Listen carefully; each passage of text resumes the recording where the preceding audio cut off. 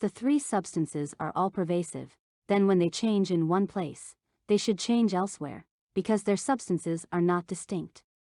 If it is admitted that the substance and characteristics of the three elements are different, how can they combine and create a single characteristic, such as firmness, etc.?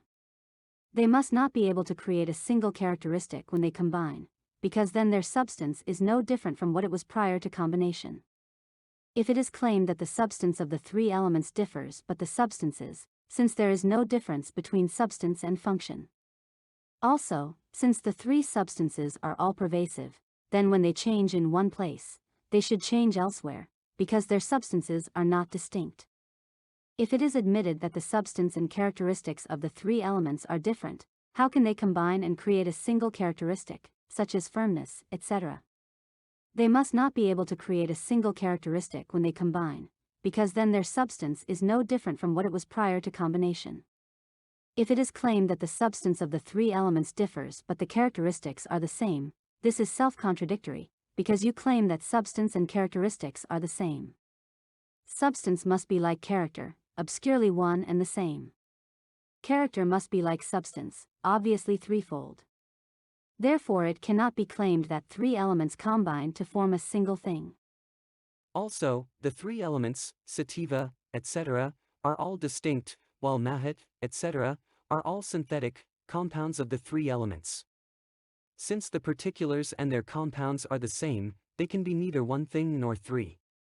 If the three elements do not combine and form a unity when they change, they must remain the same as before the change. How then could they be perceived as a single color, etc.? If the three elements do combine and form a single characteristic, they lose their respective unique characteristics and accordingly lose their own substances. Nor can it be said that each of the three elements has a dual character, a particular character and a general one. Since the particular and general are the same, the general will be threefold, so how can a unity be perceived? If it is claimed that the substance of each element has three characteristics, but that it is difficult to distinguish the combined mixture, so that they appear as a unity, then since there are three characteristics, how do they appear as a unity? Again, how do we know that each of the three is different? If each element possesses three characteristics, then each must be able to create a color or the like, so why is it necessary for the three elements to unite? Also, since characteristics and substance are identical, then the substance of each element must be tripartite, and since mahat and the others are composed of the three elements, there will be no difference when they evolve. Thus there will be no difference between cause and effect, gross and subtle elements, sense faculties, etc. In that case, one sense organ will perceive all objects, or one kind of object will be perceived by all the different organs. Though the world sees them as different, the animate and inanimate, pure and impure, direct perception and inference, etc., would not be different. This would be a huge confusion.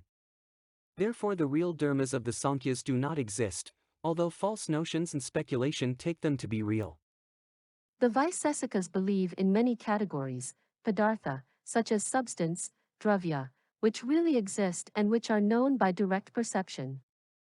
This doctrine is untenable. Why? Among the categories are those things that are immutable and eternal, but if they can produce results, they must not be eternal. Because they do accomplish actions, they are like the results they produce. If they do not produce results, then they have no self-nature apart from consciousness, like the horns of a rabbit. As for non-eternal elements, if they are corporeal and substantial, they must be extended and divisible, like an army, a forest, etc., and therefore not real existents, but only nominal realities. If they are not corporeal, like consciousness and its activities, then they must not have any self-nature apart from consciousness.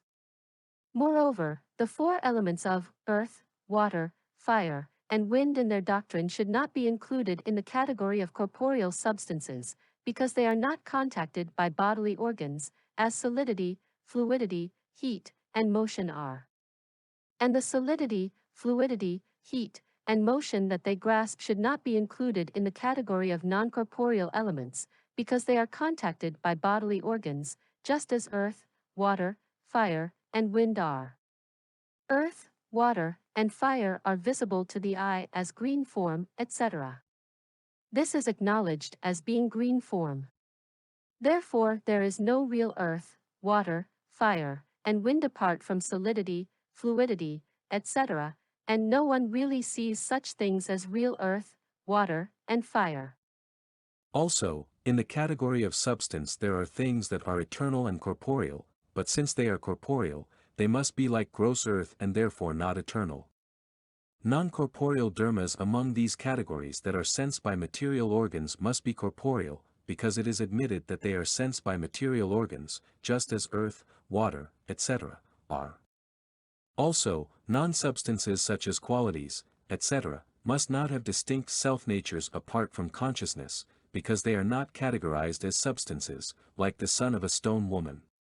Since they are not real substances, they must not have distinct self-natures apart from consciousness, because, like flowers seen in the sky, by someone with an eye defect, they are not categorized as existent things. The category of existence maintained by the VaiSesikas must not possess a distinct self-nature apart from substance, etc., because it is admitted that like substance, quality, etc., it is not non-existent.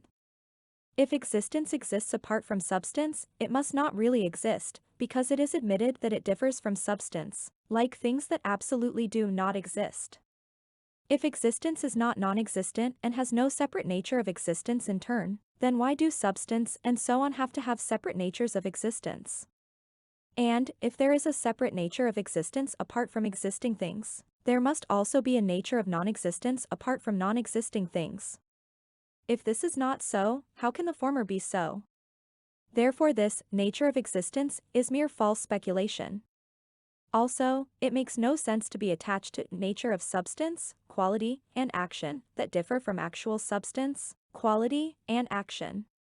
These are not the nature of substance, quality, and action, because they differ from substance, just as quality and action do. Also, substance is not substance because it differs from the nature of substance, just as quality and action do. Similarly, the nature of earth, etc., in relation to earth itself, etc., can be understood by analogy with the above.